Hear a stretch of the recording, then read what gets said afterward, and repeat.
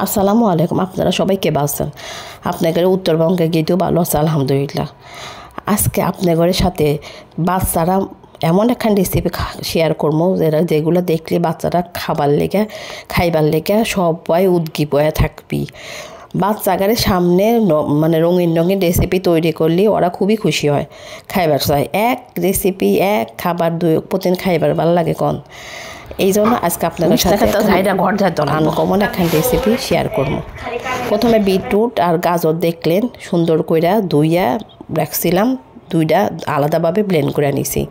Blend করে নিয়ে বিটরুটের রস খান আর গাজরের রস খান মধ্যে প্রথমে লবণ আর সর্ষের তেল দিয়ে নিছি গাজরের রসের মধ্যে। তারপরে ওর মধ্যে একটু ময়দা দিয়া কাই করে নিছি, আটা যেমন করে কাই করে এবার করে কাই করে নিছি।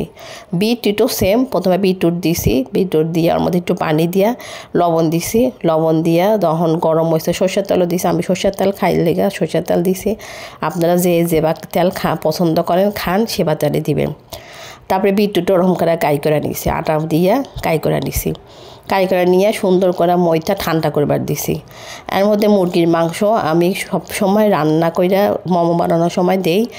কাঁচা মুরগির মাংস খাইবার আমার ভালো থাকে না, এই জন্য আমি সবসময় রান্না মাংসই দেই।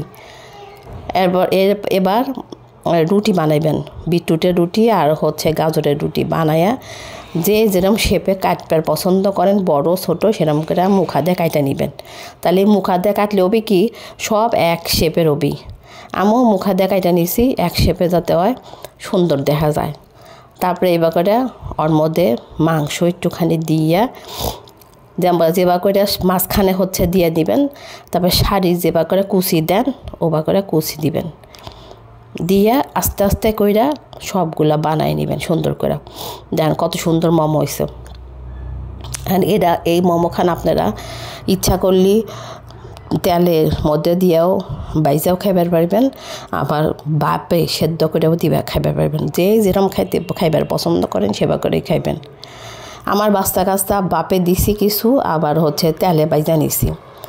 বাচ্চারা তেলে ভাজা জিনিসও পছন্দ করে, আবার মোমো এমনি বাপে দিলেও পছন্দ করে। আজকে আপনাদের সাথে তেলে ভাজা খান দেখাইলাম, আর একদিন আপনাদের সাথে ওটা রেখে দিয়েছি বাপে দিমু কেবা করে সেটা দেখাবো। টমেটো সস দিয়ে এবার করে পরিবেশন করবেন, সব পছন্দ করবে, বিশেষ করে বাচ্চারা তো খুবই পছন্দ করবে।